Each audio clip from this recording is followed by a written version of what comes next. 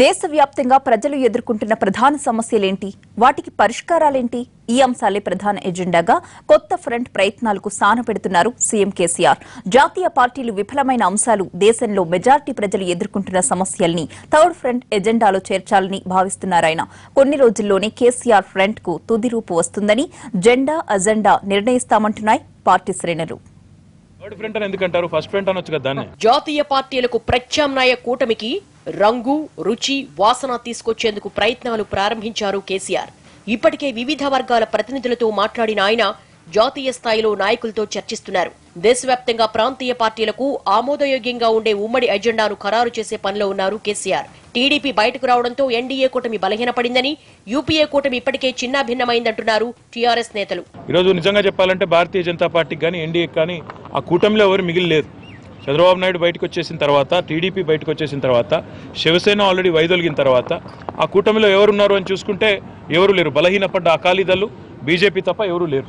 కాబట్టి ఈరోజు కేంద్రం ఆలోచించుకోవాలి, వారు కూడా ఆత్మవిమర్శ చేసుకోవాలి. ఎందుకు ఈ రకంగా చిన్న కూటమి ఏదైతే ఉన్నదో ఎన్డీఏలో వారందరూ కూడా ఒకరి తర్వాత ఒకరు వెళ్ళిపోతా ఉన్నారో కూడా ఆలోచించుకోవాల్సిన అవసరం ఉంది. దేశంలో ప్రస్తుతం అనుసరిస్తున్న విధానాలను, చట్టాలను అధ్యయనం చేసి దేశ ప్రజలకు అవసరమైన విధంగా వాటిని మలిచేందుకు వీలుగా ఎలాంటి నిర్ణయాలు తీసుకోవాలో చెప్పాలని అధికారులకు సూచించారు. అన్ని వర్గాలకు మేలు కలిగేలా పథకాలను రూపొందించగలిగితే తేలిగ్గా ప్రజల్లోకి దూసుకుపోవచ్చనేది ఆయన ఆలోచన. పొరుగునే ఉన్న దేశాలు అభివృద్ధిలో దూసుకుపోతుంటే మనం ఇంకా తిండి, బట్ట, గూడు కోసమే అల్లాడే పరిస్థితి ఎందుకుందన్న దానిపై కేసీఆర్ ఎక్కువగా దృష్టి పెట్టారని పార్టీ వర్గాలంటున్నాయి. 70 ఏళ్లలో ఈ రెండు ప్రధాన పక్షాలు విఫలమైనాయి, ప్రజల ఆకాంక్ష నెరవేర్చలేకపోయినాయి. ఇందాక నేను సమావేశంలో కూడా చెప్పింది అదే. ఒకవైపు ఏమో భారతదేశం మొత్తంగా చూసినట్టయితే పవర్ సర్ప్లస్ అని చెప్తారు, ఇంకోవైపు ఏమో కరెంటు లేని ఊర్లు ఎన్నో ఉన్నాయి. 74,000 టీఎంసీలు నీళ్లున్నాయి మన నదుల్లో అంటారు. ఇంతవరకు మరి కరువు కాటకాలు, రైతుల ఆత్మహత్యలు ఇంకోవైపు జరుగుతూ ఉన్నాయి నిరాటంకంగా.